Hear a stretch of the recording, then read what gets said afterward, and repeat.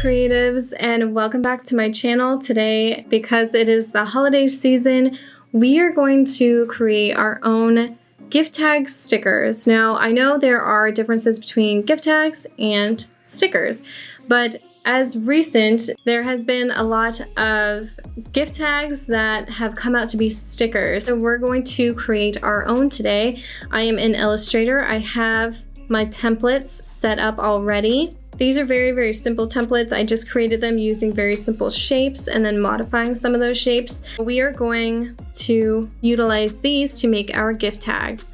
Now, I did lock my base template layer just so I don't move things around. Let's jump into making some gift tags.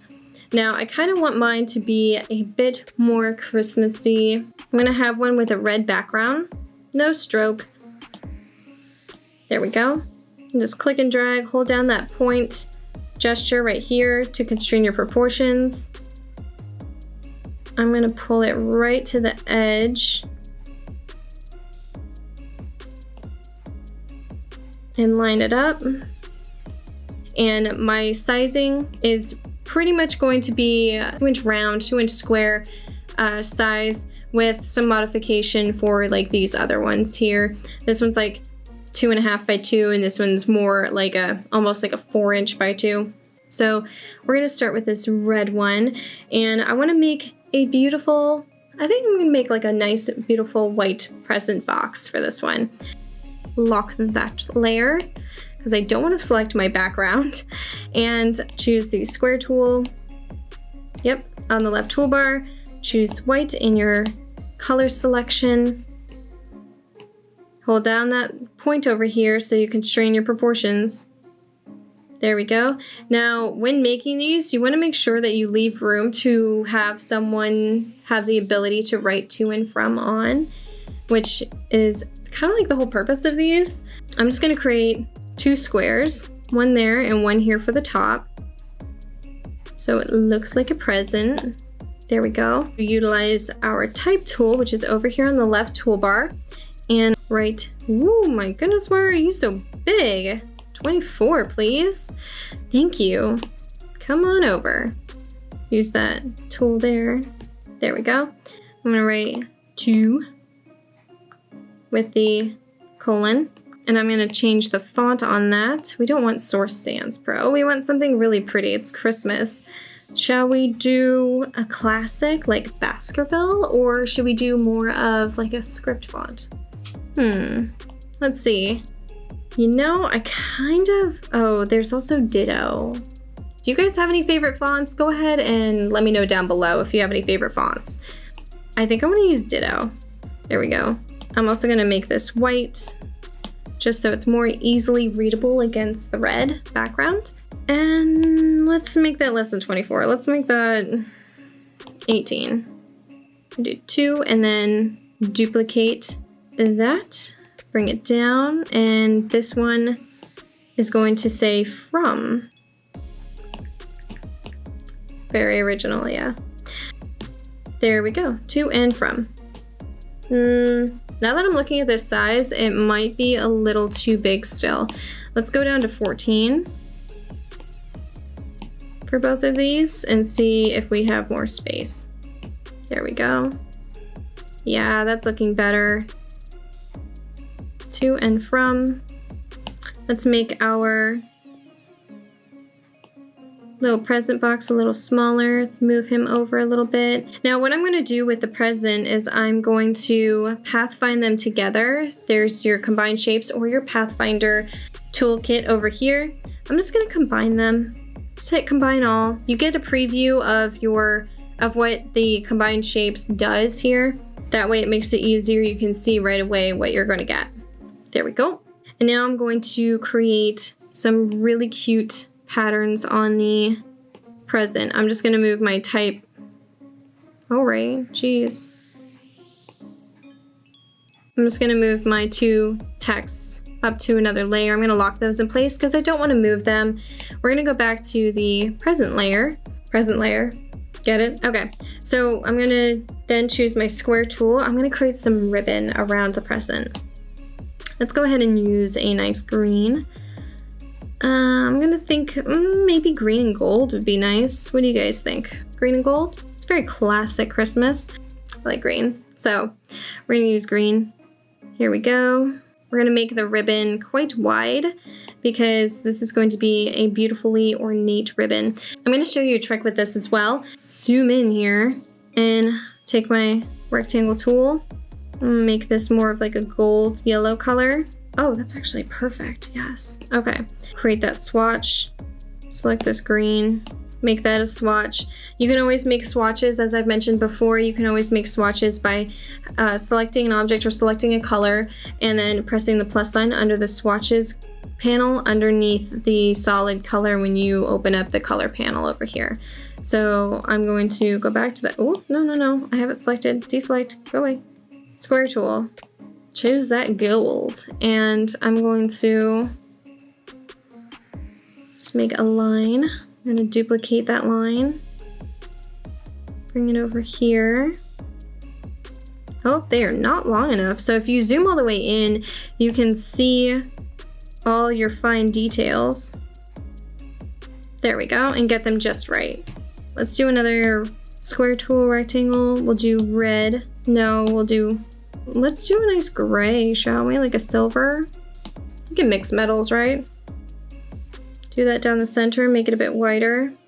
Yes, there we go. Okay, and then I'm going to take these. I'm going to select just those three, holding down this circle gesture point here. I'm going to group them together, and then I'm going to duplicate them, turn them around, and then I can make some really cute patterns here just by utilizing that. Look at that.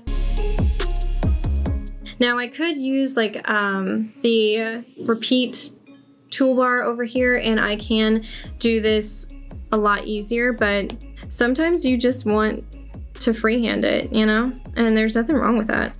So if you take each grouping, say if you can't tell by eye if the groupings are they all have like the same space in between them, you can select all the groupings, you can select this align tool over here, and then you can distribute them by utilizing that point. Whoops, something happened. One of them was not grouped. Hang on, who's not grouped? You're not grouped. There we go.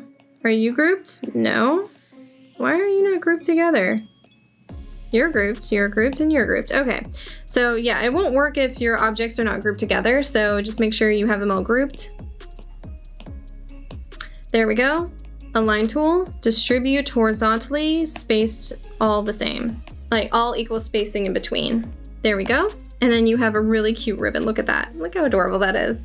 Okay, now that we have that, this is going to be put on a new layer, which I should have done in the beginning. Whoopsie.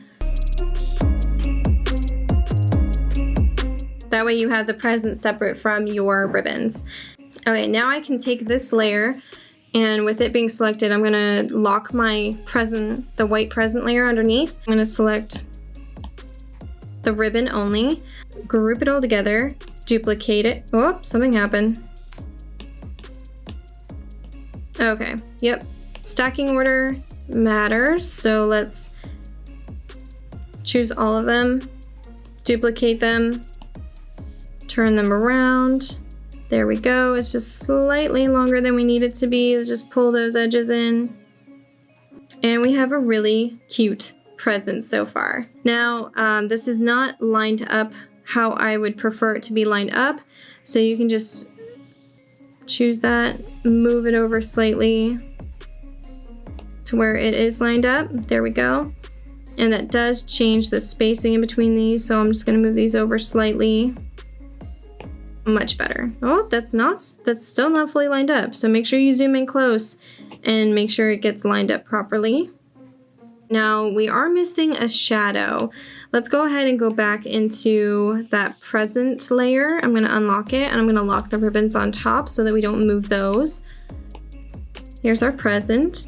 Now we're gonna need a shadow. So I'm gonna take my rectangle tool. I'm gonna make it just a light gray. like the most lightest of grays.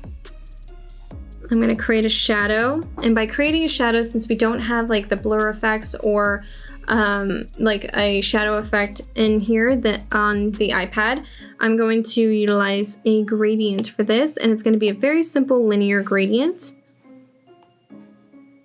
I'm going to take it and rotate it to where it's vertical. And that's going to be the light gray. And then where this is black, I'm going to make it white. So you get this nice soft shadow effect happening under here. It's very subtle, but it's there. Just to make it look a little bit more believable. There we go. Now you have like a nice soft shadow. And then we can also unlock that background layer. We can select the background, duplicate it. I'm going to constrain the proportions. I know it's very difficult to see it right now. I can swap the fill and stroke color, and I'm going to choose the stroke color and turn it into that gold that we used earlier. Now you can see it.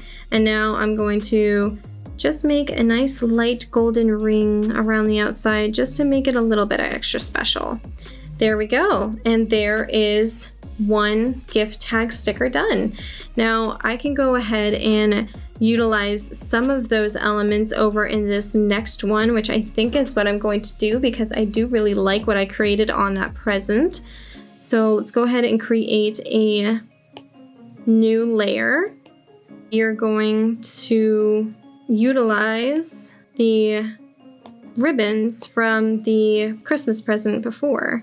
And now I'm going to show you what we're going to do as far as making this work within the shape that we have. I'm going to go to my template layer, which is locked, and select the path that we are on, which is this one. I went into my template layer, I duplicated this template that we are working on, and I put it in the same layer as this pattern. And now I'm going to take that template and put it first above everything.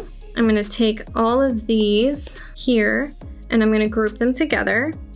And then I'm going to select both, go into your object path and make a clipping mask. And there you go. Very quick, very easy way to make a pattern apply to any shape that you have. And I'm going to take the to and from this one, unlock that layer. I'm going to take them, I'm going to duplicate them, I'm going to bring them over. And I'm going to change the color to that nice green that we've been using.